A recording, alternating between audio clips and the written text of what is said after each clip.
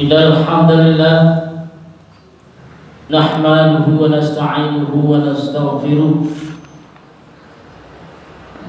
wa na'udzu billahi min shururi anfusina wa min sayyiati a'malina may yahdihillahu fala mudilla lahu wa may yudlil fala hadiya lahu ashhadu an la ilaha illallah wahdahu la syarika lahu wa ashhadu anna Muhammadan abduhu wa rasuluhu la nabiyya ba'da.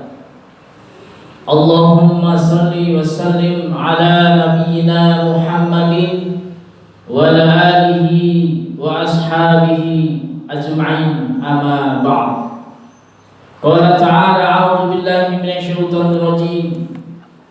Ya ayyuhalladzina amanu taqullaha haqqa tuqatih wa la tamutunna illa wa antum muslimun. Wa qala aidan a'udzu billahi minasy syaithanir rajim. Wasta'inu bis-sabri was-shalah wa innaha lakabiratun illa 'alal khashi'in. Shadaqallahul 'azim. Alhamdulillah, pada kesempatan siang hari ini kita masih diizinkan oleh Allah diberi kesehatan, kekuatan, kenikmatan, nikmat iman, wa nikmat Islam, serta nikmat sehat, sehingga pada kesempatan siang hari ini kita bisa menjalankan perintah Allah, seruan dari Allah, perintah dari Allah, yaitu sholat Jumat secara berjamaah. Sholat beriring salam semoga selalu tercurahkan kepada junjungan Nabi kita Muhammad sallallahu alaihi wasallam, Nabi akhir zaman. Tiada nabi setelah wafatnya Nabi Muhammad sallallahu alaihi wasallam. Jamaah salat Jumat rahimakumullah, khatib berwasiat khususnya bagi saya pribadi dan umumnya bagi jamaah, marilah kita senantiasa untuk meningkatkan kualitas keimanan kita, yaitu dengan menjalankan perintah-perintah Allah dan menjauhi larangan-larangan Allah, supaya kita menjadi hamba-hamba yang beruntung di dunia wal akhirah. Jamaah salat Jumat rahimakumullah, pada kesempatan khotbah pada siang hari ini kita akan sampaikan satu tema yang berjudul 7 sebab suatu kaum atau negara yang akan mendapatkan musibah-musibah dari Allah atau azab dari Allah, murka dari Allah Subhanahu wa ta'ala. Ada 7 sebab. Yang pertama adalah karena banyak maksiat. Lihat surat Yasin yang sering kita baca di ayat 19. Kemalangan-kemalangan yang terjadi, musibah-musibah yang terjadi, malapetaka terjadi karena dosa, keterlaluan manusia terhadap Allah Subhanahu wa ta'ala. Yang kedua, sebab-sebab murka Allah. Yang kedua adalah karena banyaknya orang yang berbuat zalim. Dengarkan surat Al-Qasas ayat 59. Kami tidak akan menghancurkan suatu daerah kecuali para penduduknya banyak berbuat kezaliman, anak durhaka kepada kedua orang tuanya, istri-istri yang berani melawan kepada suaminya, banyak perampokan, pembunuhan di mana-mana. Ini adalah mengundang bala bencana dari Allah Subhanahu wa ta'ala. Yang ketiga adalah karena kelakuan tangan-tangan manusia.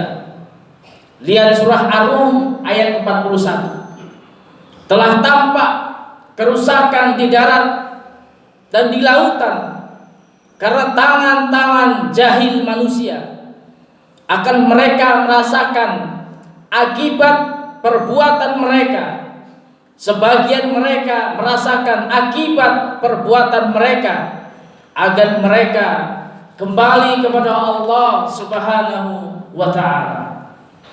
Yang keempat, sebab-sebab murka Allah akan datang adalah bencana terjadi karena para tokoh banyak melakukan kemaksiatan dan kezaliman. Lihatlah dengan iman, dengarkan dengan iman, wahai penduduk Indonesia yang mulia, bila kami ingin menghancurkan suatu negeri, kami perintahkan para tokohnya untuk taat kepada Allah, tapi mereka bermaksiat, tapi mereka berbuat zalim, tapi mereka berkhianat kepadaku dan kepada makhlukku yang ada di muka bumi. Maka haklah untuk mereka datangkan bala bencana, kemurkaan Allah, seperti kaum Ad, seperti kaum Samud, kaum Lut, kaum Nuh. Kami hancurkan sehancur-hancurnya.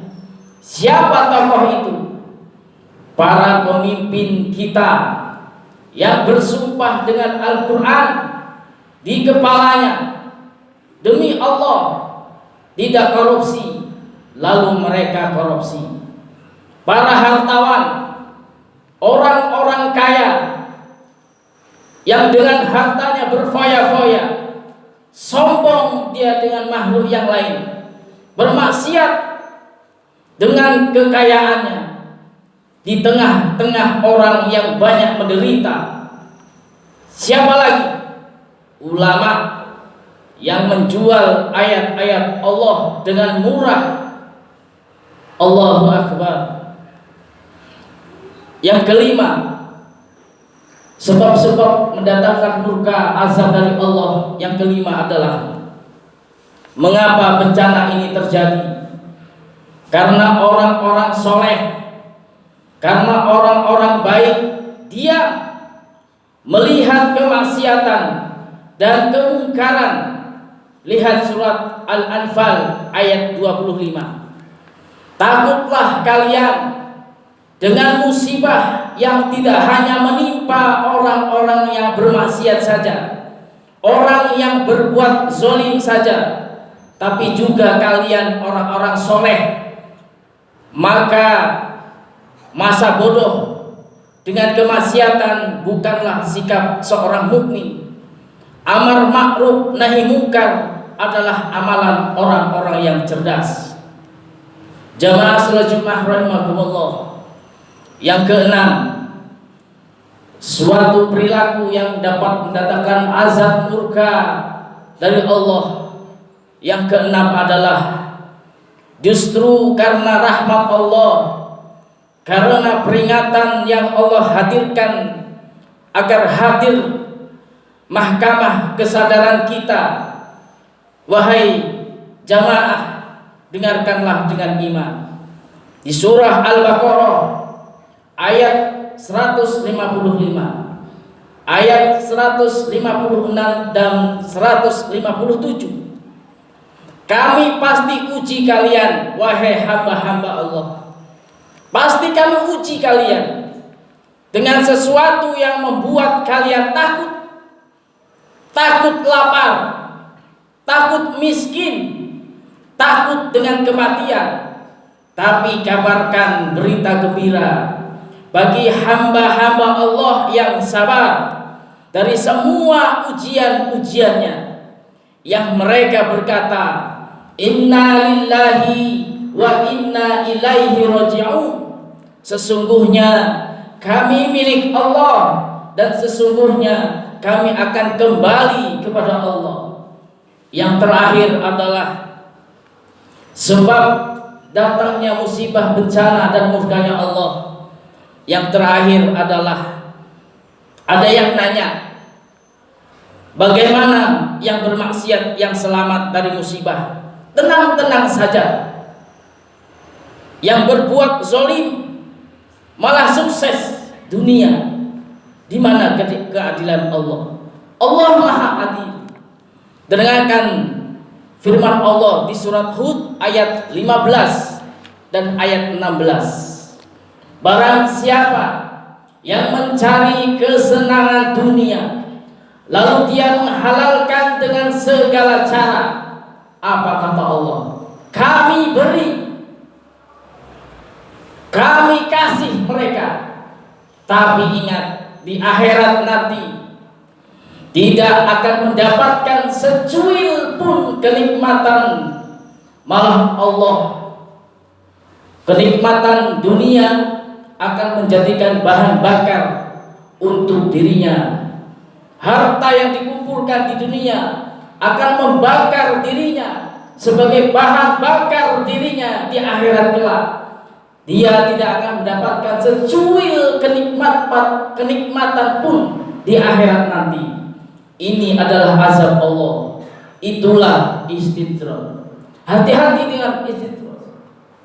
Kalau kita diberi harta yang banyak, tapi kita semakin jauh dari sholat, semakin kita jauh dari puasa, semakin kita jauh dari sholat sunnah, membaca Al-Quran, jauh dari Allah, itu adalah istidraj.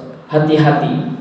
Itu adalah sesuatu kenikmatan, kesenangan di dunia, tapi kelak di akhirat tidak akan mendapatkan kesenangan secuil pun dari Allah Subhanahu wa ta'ala. Aqulu qawli hadza wa astaghfirullah li wa lakum fastaghfiruh innahu huwal ghafurur rahim.